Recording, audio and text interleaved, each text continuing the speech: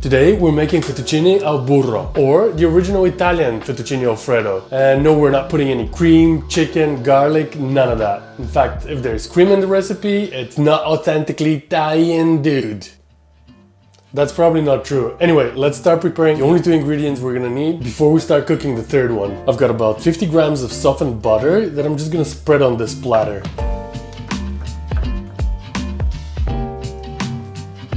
And the reason why we're using a platter and not a plate is because this is where we're gonna finish the fettuccine. I'm also gonna use some fresh Parmigiano Reggiano, and I've said it before, I'll say it again. Always grate the Parmigiano yourself whenever you can. Don't use any of that pre-grated stuff, it's just full of crap. And one more thing, you can see I'm using the smallest teeth on the grater, and that's because I want the cheese grated as finely as possible, because that's gonna help me with the emulsion.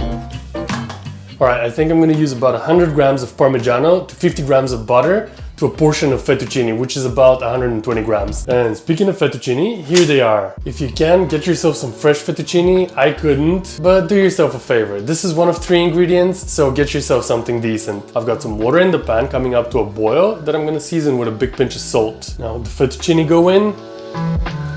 I need the starch from the pasta, so by cooking it in a pan and not a pot, I can reduce the water and concentrate that starch. Now I do want to reduce the water, but at the same time I want to make sure that I have a couple of small ladles left. Ideally, you'd really want this to be fresh fettuccine because you want the softest texture possible.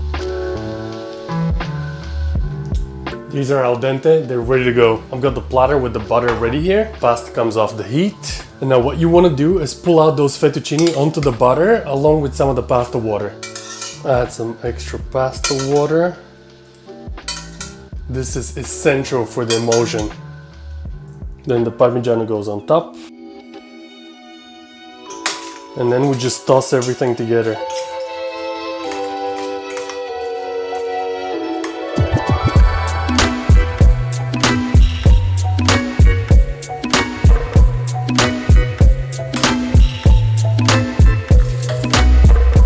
Excuse me, how creamy do you want this? Yes.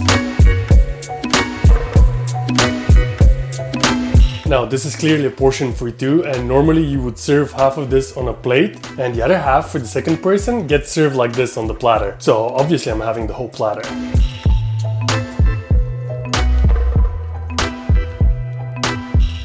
This is beautiful. It's just 3 ingredients: pasta, butter, and Parmigiano. The definition of less is more. You have to try this. Simplicity at its best. Roll out!